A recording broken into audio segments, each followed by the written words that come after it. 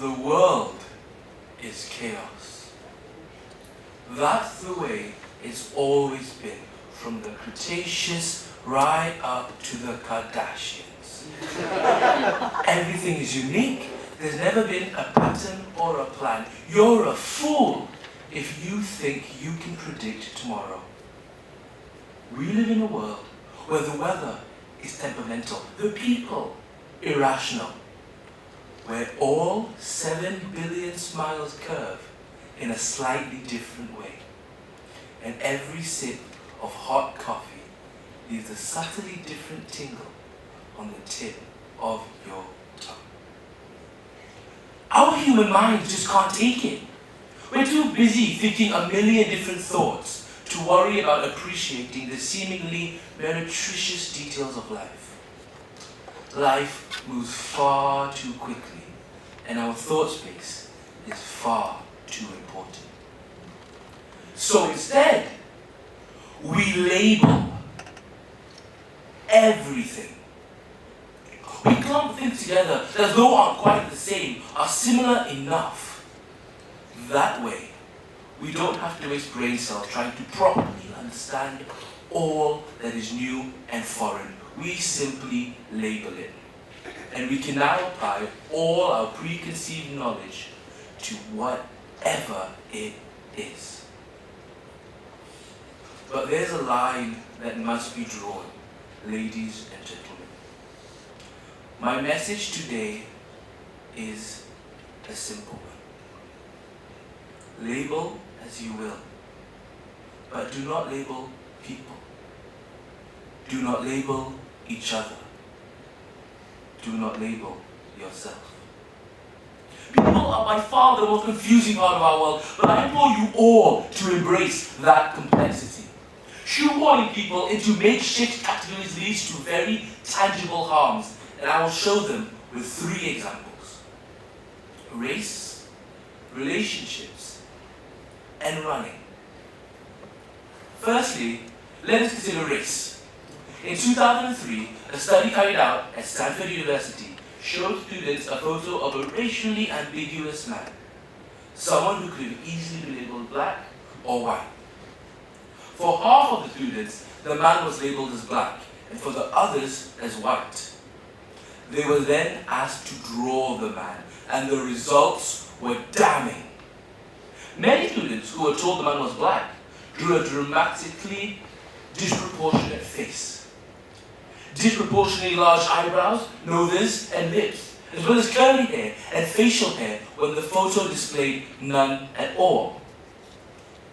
The students who were told the man was white drew a dramatically contrasting face, clean-shaven, with sharper features.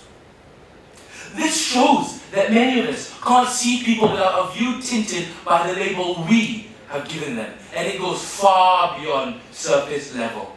Every single time we label someone, we assign certain characteristics to them, characteristics they may have shown absolutely no signs of.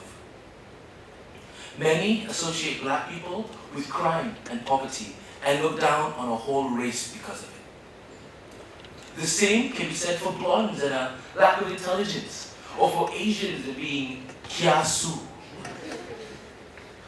We don't judge people on the basis of their own merits, but rather by the label we have given them.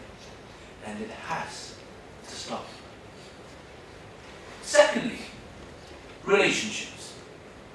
Many people are in a rush to label theirs, but I tell you otherwise. Every couple is different, with 2 people having their own quirks and needs, which are different from any other. By labeling yourself as official too quickly, you expose yourself to unwanted expectations. Suddenly, the pressure is on. To do this thing or to act that way, to be someone that you're not, trying desperately to adhere to the connotations of being some unlucky girl's boyfriend. We confine people to unrealistic expectations, dooming ourselves to disappointment. Lastly, running. recently, I had to take part in cross country and run 5 kilometers. It was hell. Sweat pouring down my face and my legs as heavy as lead. Now, I do not look like a runner, and everyone labeled me as definitely last place. But it wasn't the labeling from others that led to my struggles.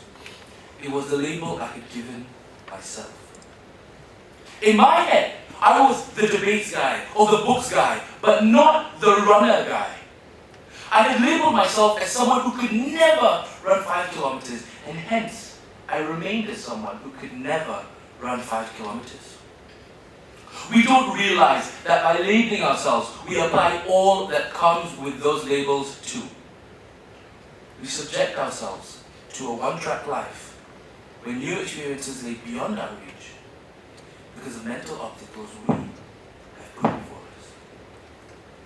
I know it's easier and simpler when everything fits into a box, when everything conforms to what we expect. But life was never meant to be easy. The world is chaos. That's the way it's always been, but maybe that's the way it should be. We were all meant to be different, all meant to be unpredictable. It's in this chaos that we find our humanity and we find what makes us, us.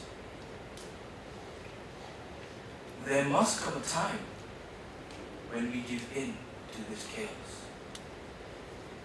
There must come a time when you let them be them and let you